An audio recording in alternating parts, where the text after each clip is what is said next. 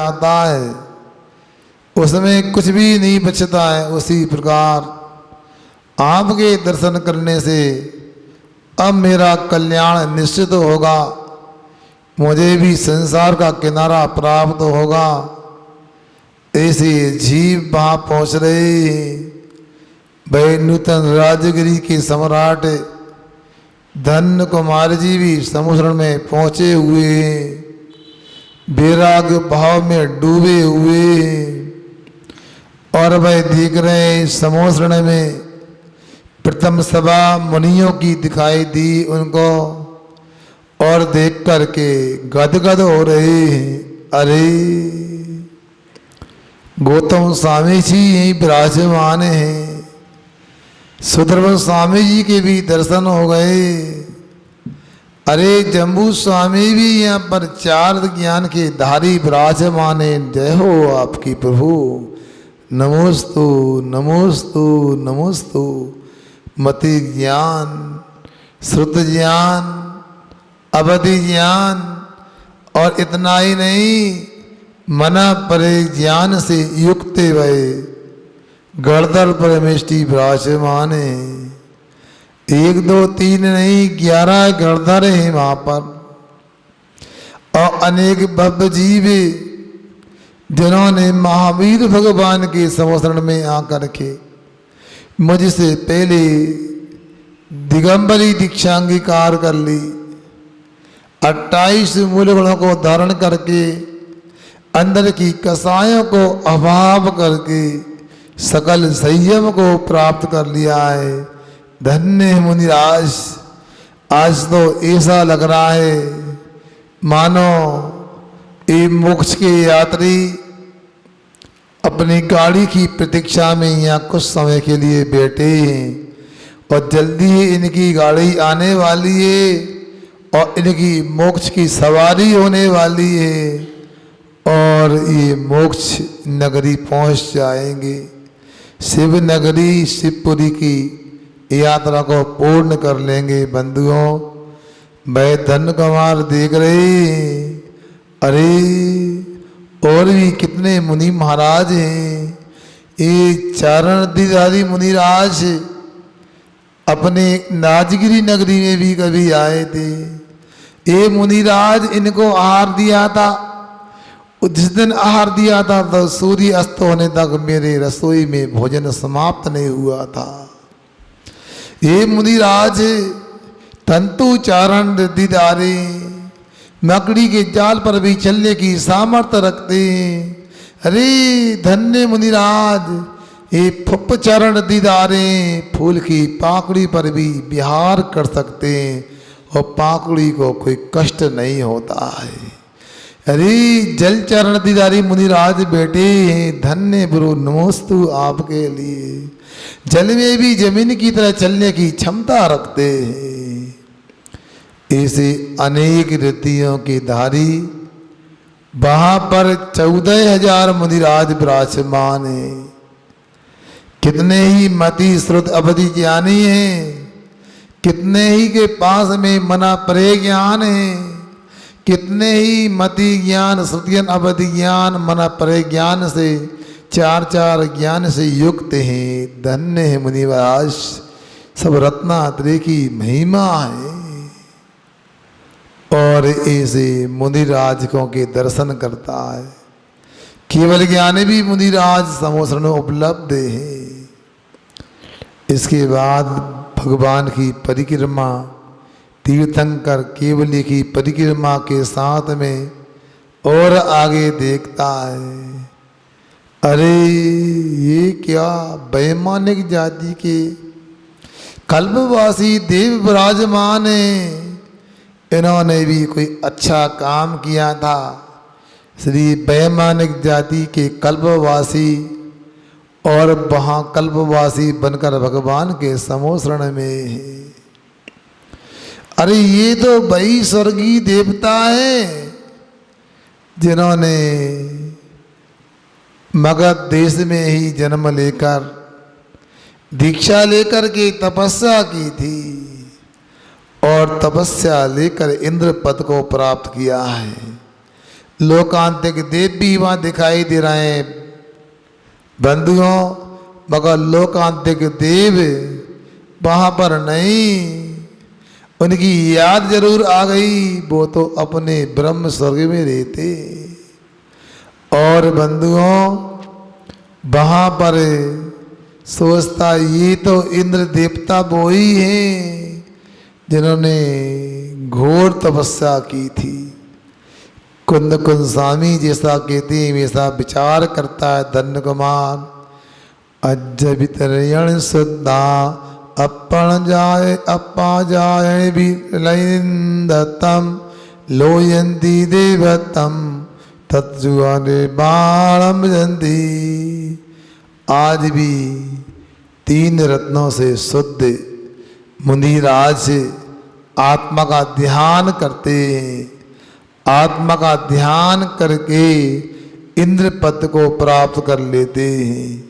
कितने ही मुनिराज लोकांतिक पद को प्राप्त कर लेते हैं और वहाँ इंद्र लोकांतिक की आयु पूरी करके पुनः मनुष्य पर्याय को धारण करते हैं।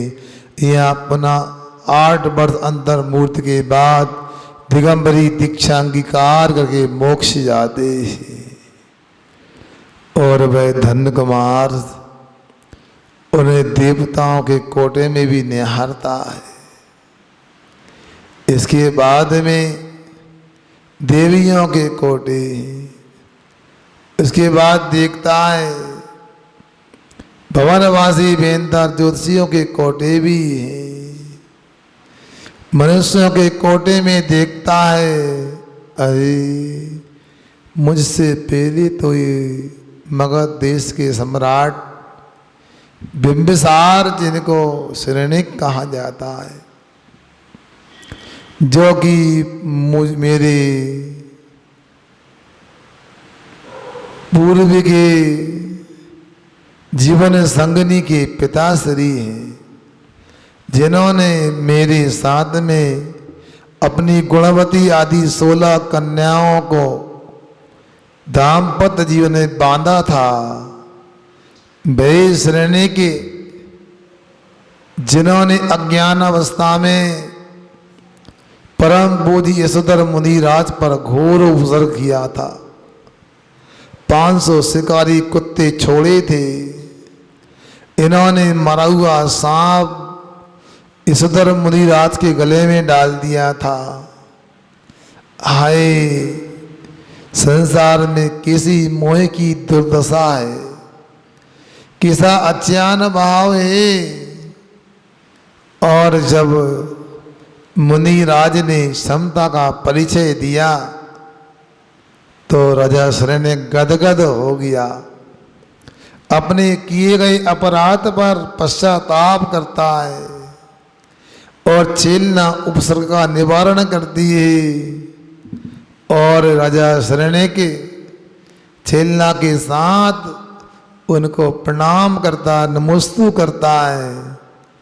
उपसर्ग करने वाला श्रेणिक और उपसर्ग निवारण करने वाली उसकी जीवन संगनी छेलना, दोनों को बिल्कुल समान भाव से आशीर्वाद दिया जाता है।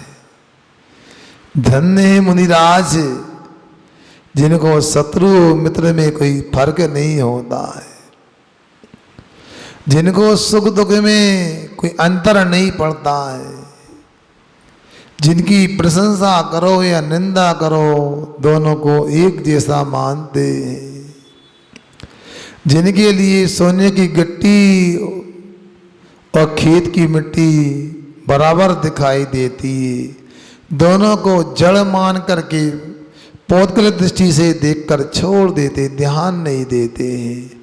जीवन मरण में उनको कोई राग नहीं, कोई द्वेष नहीं। ऐसे मुनिराज के पास जाकर इसने देखो अपने नरक आयु को कम किया था और अपने मिथ्यात्व को शांत करके धो करके इसने सम्यक दर्शन को प्राप्त किया था। और यहाँ महावीर स्वामी के समोसरण में आकर एक छायक सम्यक दृष्टि हो गया, छायक सम्यक दर्शन को प्राप्त कर लिया। ऐसे राजा श्रेणिक को देखते हैं और भी अनेक भव्य जीव उसको वहाँ दिखाई देते हैं। राजा शरण्यक के ज्येष्ठ पुत्र किसी कारण से जिससे पूर्व में बुराई हो गई थी, बाद में रिश्तेदारी होकर के समझौता हो गया था, ऐसे अभय कुमार बुद्धिमान वह भी समोसरण में बैठे हुए हैं और वह देख रहा है। आरिकाओं का कोटा भी उसने देखा। अरे बंदामी, हे माते बंदामी, अरे ये महावीर स्वामी की पूर्व की मौसी जी हैं। कौन? चंदन वाला। ये तो आरिगांव की प्रथम पंक्ति में बैठी हुई है। कैसा विराग भाव झलक रहा है इनके चेहरे पर। श्वेत 16 हाथ की साटिका में ही शोभायमान हो रही है। मात मयूर पिचिका कमंडल ही इनके पास में है। और भी अनेक प्रकार की स्त्रियां आरिगा दीक्षा लेकर के वह महावीर भगवान के समरण में वह शोभायमान हो रही है। 36,000 आरिकाएँ वहाँ पर उपलब्ध हैं। 1 लाख श्रावक, 3 लाख श्राविकाएँ भी हैं।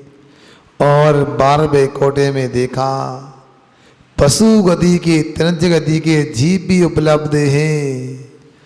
और वहाँ शेर बैठा हुआ है, गाय बाजू में बैठी हुई है, दूसरी ओर शेर के पास में हिरण बैठा हुआ है, सर्प दिखाई दे रहे हैं, नेवला भी उपलब्ध है। भाई वहाँ पर किसी को किसी से भय नहीं, कोई किसी का दुश्मन नहीं, बैरी नहीं, सब के सब मैत्री भाव को धारण किए हुए हैं। और बंधुओं पूरी सभाएं खचाखच भरी हुई है। भगवान की ऐसी बेरागदाई दिव्य देशना हो रही है। भाई जनवाणी की वर्षा हो रही है। उसको सुन करके अनेक जीव तो जो मनुष्य गति के जीव हैं सकल संयम को धारण कर लिया है। सब राजपाट को, धन वैभव को छोड़कर, तन के वस्त्रों को छोड़कर, सिर के बालों को उखाड़ करके मुनिराज बन गए हैं। जिनकी सामर्थ्य मुनि बनने की नहीं, उन्होंने देश संयम लेकर के संतुष्टि को प्राप्त किया है। जो आरिकाएँ बन गई, उन्होंने भी जितना संभव था स्त्री पर्याय की सर्वोच्च दशा को अंगीकार किया है। अब जो लोग देश संयम भी धारण नहीं कर पा रहे, उन्होंने तो भगवान की वाणी सुनकर हृदयंगम कर लिया, आत्मसात कर ली। जो भगवान के ज्ञान में आया वही सच है, वही यथार्थ है। मैं श्रद्धा करता हूँ, प्रतीति करता हूँ, मैं समर्पण करता हूँ। भगवान के द्वारा जो तत्व देशना हो रही है वही तत्व पे मैं श्रद्धान कर रहा हूँ। ऐसी अंदर की विशुद्धि के कारण मिथ्यात्व का उपशम, क्षयोपशम आदि हो जाता है।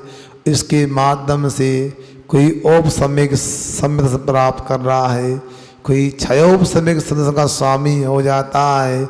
कुछ लोगों ने अनंतानुबंधी क्रोध, मान, माया, लोभ की विसंयुना कर दी और अनंतानुबंधी के साथ उन्होंने मिथ्याद, सम्यक मिथ्याद इनको नाश करके अंतिम सम्यक प्रकृति का भी सत्यानाश करके छाए के सम्यक दर्शन को प्राप्त कर लिया है। धन्य है ये जीव जिन्होंने अपनी पर्याय को सार्थक किया है समोसरण में पहुँच करके और श्रावकों की सभा में जा कर के वे सम्राट धन्य कुमार पहुँच जाते हैं और भगवान की देशना का रसपान करते हैं। आगे क्या होता है अगली किस्त में आपको जानकारी मिलेगी। आज भी धन्य कुमार जी को मुनि दीक्षा का लाभ नहीं मिल पाया, किंतु जरूर मिलेगा क्योंकि किसी ने कहा है डटे रहो दरबार में, धका धकी के खाओ, एक दिन ऐसा आएगा आप धनी हो जाओ। इस प्रकार आगे की चर्चा पुनः 24 घंटे के बाद करेंगे। अब प्रचना स्वाध्याय की बेला है।